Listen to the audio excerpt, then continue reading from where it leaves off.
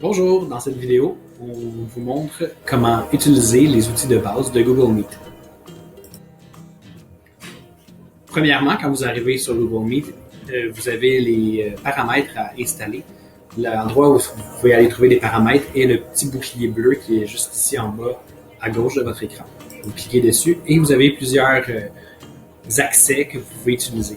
Par exemple, le premier qui s'appelle Accès rapide est comme une espèce de salle d'attente que vous pouvez utiliser. Si vous l'activez, l'accès rapide, les élèves vont pouvoir entrer directement dans votre Meet. Si vous le désactivez, vous pouvez avoir une espèce de salle d'attente. À chaque élève qui va arriver sur votre Google Meet, vous pouvez l'accepter ou le refuser. Ça vous permet, dans le fond, de gérer qui va entrer dans votre classe virtuelle et qui ne peut pas rentrer. Par la suite, juste en bas, on a le partage d'écran. Ça, c'est permettre à tout le monde d'utiliser le partage d'écran. Si vous l'utilisez et vous le laissez ouvert, n'importe quel élève, ou n'importe quel parent, ou n'importe quelle personne qui est dans le Google Meet pourrait partager son écran. Et ça peut vraiment déranger un Google Meet quand on enseigne. La prochaine option qui peut être désactivée, c'est le chat. Donc, c'est le clavardage entre les élèves. Si vous le laissez activer, c'est que les élèves peuvent s'écrire pendant que vous parlez. Ça peut être quand même utile pour certaines situations qui peuvent arriver. Par contre, la plupart du temps, c'est dérangeant. Alors, on peut le désactiver dès le départ. Par la suite, quand vous avez terminé d'utiliser tous les paramètres et de fermer ce que vous voulez fermer, vous pouvez aller cliquer sur les bonhommes qui sont en haut. C'est comme deux petits bonhommes, un blanc, un noir. Vous cliquez dessus et vous allez voir tous vos participants de la réunion. À cet endroit, vous voyez tous les participants. Présentement, il y a moi et il y a Ali qui est présent dans la réunion.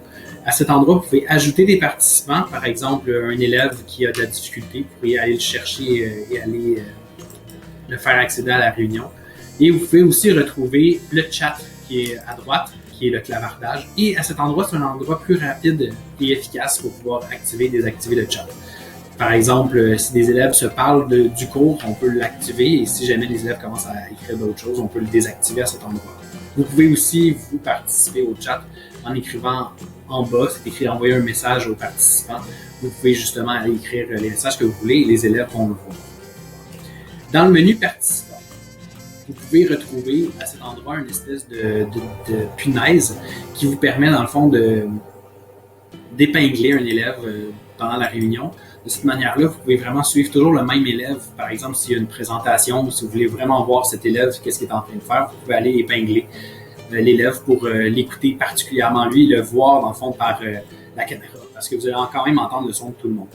L'autre chose que vous pouvez faire aussi, c'est activer ou désactiver des micros. Ça vous permet de forcer un élève à ouvrir son micro. Ça ne fonctionne pas toujours, mais la plupart du temps, ça fonctionne. Et vous pouvez aussi désactiver les micros, par exemple, quelqu'un qui aurait du bruit chez lui. Vous pouvez désactiver à ce moment-là. Les derniers outils de base qui peuvent vous servir sur Google Meet sont en bas à droite. On a l'outil lever la main. C'est sûr que ça, comme enseignant, vous allez vous en servir moins souvent. Par contre, pour les élèves, c'est la façon de lever la main, comme un petit peu sur le programme Zoom. Quand on lève la main, il y a un petit son qui s'active sur l'ordinateur et on peut savoir qu'il y a un élève qui lève la main. Ça se gère quand même bien. On peut aussi baisser les mains dans les participants quand un élève lève la main.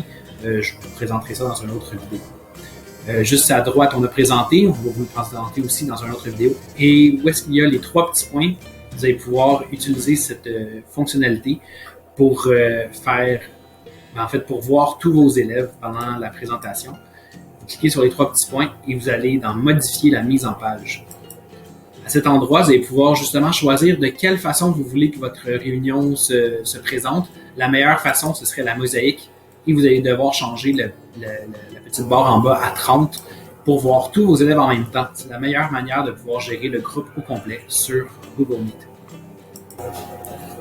Pour ce qui est des outils qui sont en bas, nous avons le micro qu'on peut ouvrir ou fermer pour nous. Dans le fond, si jamais les élèves sont en train de travailler et on est en train de faire d'autres choses, on peut ouvrir et fermer notre micro. Le petit téléphone fermé, c'est pour terminer le Google Meet.